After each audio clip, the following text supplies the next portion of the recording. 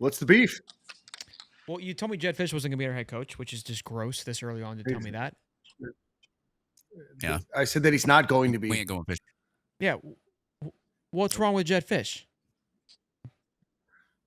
There's a number of things wrong. His record is under 500, probably not the right fit, bounces from jobs every 2 to 3 years. Oh, no. Really not a huge connection to Florida. Went to school here, was a GA for a little bit, and then hasn't been back, probably waiting for an opportunity to get back into the NFL.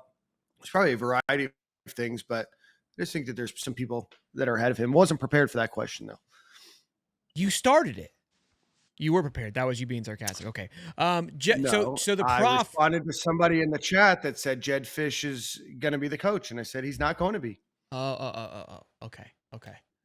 So I'm going to get you gave Prof ammo because Prof and I argued this morning, and he was hammering home the job hopping thing being a concern. Was he hammering beers down too? Well, yeah, it's Prof. I mean, it's 9:30 in the morning. What else would he be doing? Figured. And I pushed back because for me, the way that I looked at his job hopping were assistant jobs, which is common for coaches in their early era. But since he's been a head coach, I mean, yeah, he says he hopped, and again, I would take personally his losing record over 4 years with a grain of salt. That's my thought process. And I say that because he took over two just atrocious they were at the worst of their worst and turned them around. So I hear you. Again, this is one of those things where the data, Arizona? sir, he took him to 10-3 in 2 years. Yes, sir. That's a turnaround for Arizona. Yes, and took him to the Alamo Championship. How is that not a turn in 3? We would kiss someone's nut for a 10-3 right now at Florida. What are we talking about? And then he turned around and left. If you want to pay him $12 million, then he's not asking $12 million, Dan. Yes, he is. You're just throwing numbers at me. All right, so you've got beef with Jed because he asked for too much in January. See, guys, this week Dan's arguing with house money. Okay, that's what makes these arguments unfair because he has back knowledge that I don't know about. So who's gonna be our coach then, Dan? Yeah, who's gonna be same name I've been saying. Know. Trent I have Dilfer? no clue. Pull out the whistle, brother. You love it, don't you? You love the train whistle, dude. I wish I thought of it. Dan can't get enough of it. He loves it. He loves it. So you're all in. So here's the thing. Let me pick your brain on this because I don't know. Did you see with Lou on? Were you watching that part or no? The very, very end.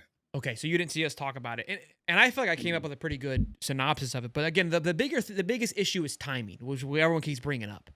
But I kind of came to a thought process of like, okay, because I like Jed, right? I know people like Brom, people like Trink, but people have other people who they like. Outside of probably Franklin and Lane, everybody else that comes in, there's going to be a step back. Because they're not going to be the sexy, splashy hire that brings in a ton of guys from the portal, may not have the greatest support. So they're not going to come in, even no matter what time, and save a recruiting class. None of those names will. And none of them will do anything great in the portal that would really sustain anything going into the next year. So my point is that next year is going to be rough with any of those guys. Could we agree on that? Potentially.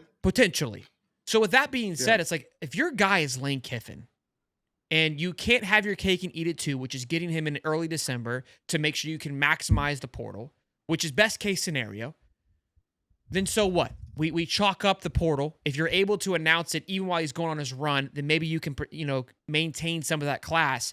But I'd rather have a mediocre season next year with Lane Kiffin than one of those other guys. And that was where I think the final call should be. Is that what we're feeling? Is that what you're hearing on the inside behind the walls there in Tampa? Listen, the boss is giving you a steak dinner, so let's be nice here. Yeah. There's not a lot of new information that's going to come out now for another 3 to 4 weeks, likely. So I wouldn't get your hopes up. I wouldn't get too caught up with a lot of the clickbait articles. There's going to be a lot of people, a lot of names getting thrown around. It's still the same crop of names it was this point last week. All right. So if you go into January, right, early signing day is end of December, probably around the 20th, No. somewhere around then. It's not. Early signing day is like the 5th. They moved it last year. We go live for it. So you've lost that day regardless, no matter who you get. That's what I've chalked up. Sorry to interrupt. Continue. Yeah, so you've lost the early signing day. All of those guys can still not sign. You still have the regular signing day, right, in February? Nobody signs that day, but yes, But theoretically, right, you have that. correct. Florida still is going to have some administration in their on staff, until a new coach is brought on.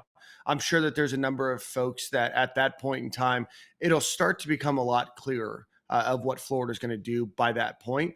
And so you might have to chalk up some recruiting losses. You're going to chalk up some transfer portal losses, but at the end of the day, you have to make a decision for 10 years from now and not Yeah. 1 year from now. And that's ultimately what hurt Florida is they made a decision and saying, hey, Billy Napier ended the year well.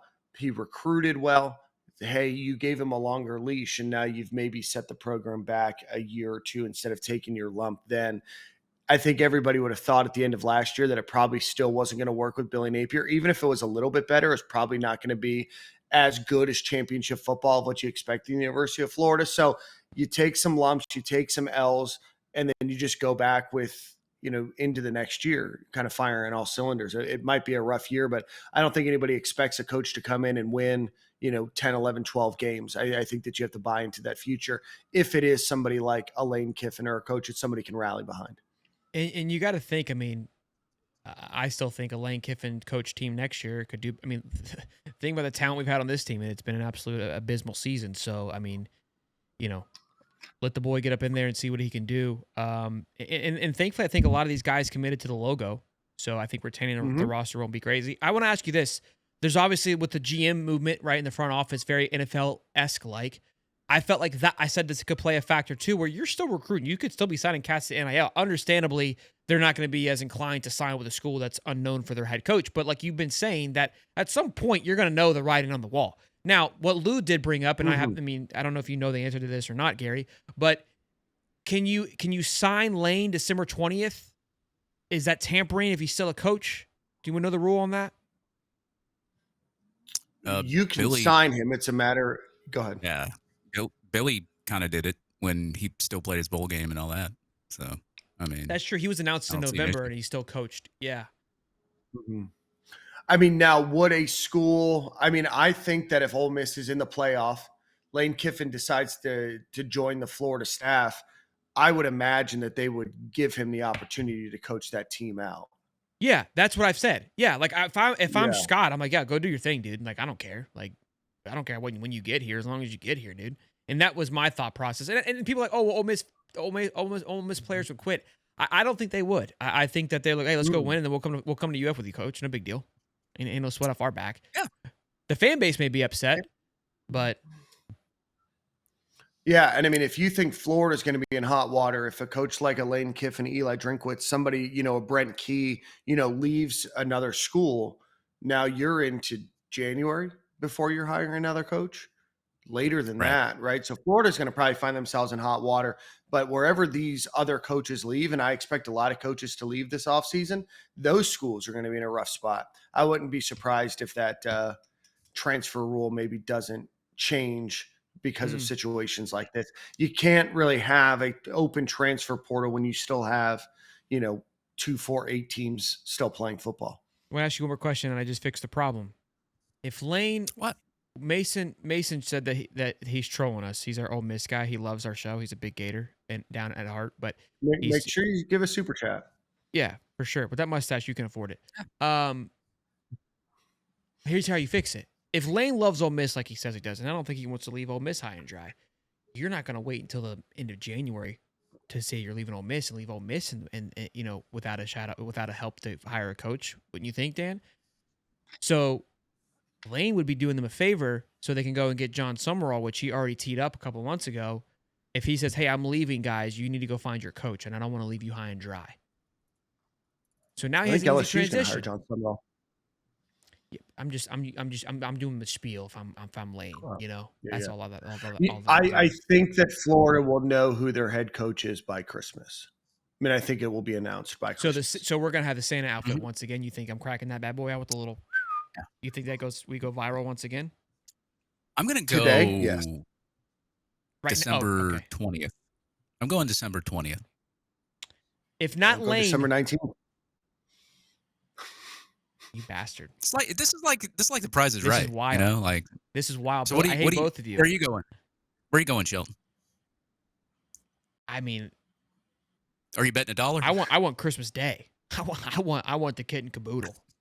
Wait, the 19th is the first he's day of got the 19th, playoffs. I got 20th. If not Lane though, Dan, where are their eyes looking? Since apparently we're not fishing anymore. Buzzkill. This may or may not be based off of knowledge, Shelton.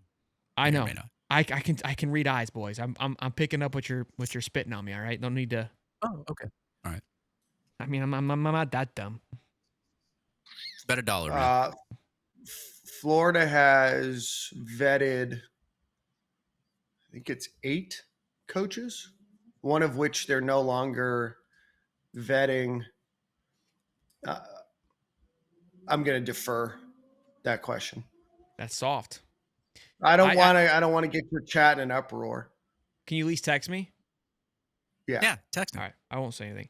I know that Dan feels confidently because he's been walking around naked with just loafers on for the last week, from what he's been hearing. So He has.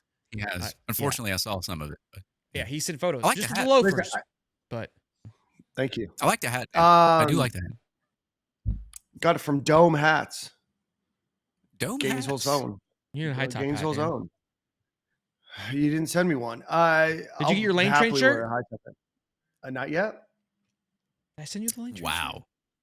I Wow. hope I don't so. even think so. I I already got mine. shirt? Maybe I didn't send it to him. Yeah. This is my big fear is that if it's not Lane Kiffin, no matter who it is, the fan base is going to be in an uproar. That's why you're kind of forcing a hand, and I don't think that Florida is going to do anything other than their absolutely best to Lane Kiffin. Now, he could decide to stay, and that might be out of your control, but I think that Florida's going to do whatever they can to get Lane Kiffin. So if not Lane, then it's Lane. Pretty It much. is Lane 1, 2, and 3. After that, it is a settle on who's next. And no chance in hell it's Jed. I mean, there is a chance in hell, Okay, but all I right, would all right, say all it's right. a That's all I need to snowball's know. chance. That's all I need to know. Well, If we Dan, listen this to, is like, today. I appreciate you doing the good Lord's work and hopping on the show here. And as always on the Absolutely. I whim. appreciate you guys having me. Plug the show though, how they Yeah. can find you so they can keep up with the boys. Yeah, Stadium and Gale. We appreciate you guys. I know that we have a lot of similar listeners. We appreciate everybody for supporting the program, supporting you guys, supporting the Gators. You know, at the end of the day, this is out of a lot of love, and we do it for the fans. So we appreciate you guys and appreciate y'all's friendship. I'll text you here in a second, but go Gators and beat the hell out of Georgia. Better job LSU or Florida than go. Yes. Florida. All right, later, Dan. Right now? Today? Just any ever. Absolutely. A couple days ago, I said 1A, 1B, probably interchangeable, but today, absolutely Florida.